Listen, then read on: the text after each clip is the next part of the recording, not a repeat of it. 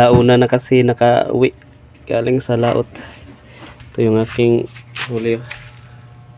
Yan. Pusit. Nukos.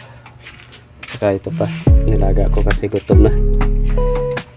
Kain tayo mga idol.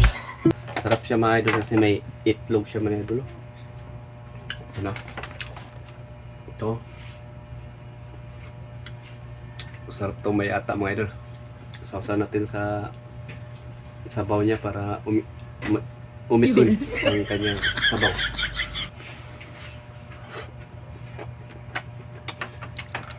Sarap.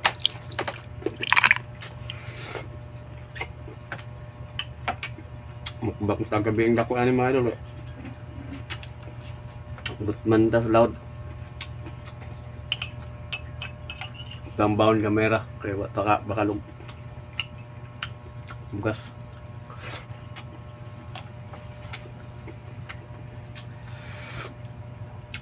Salamat Lord. Kamu nga Lord. Wow!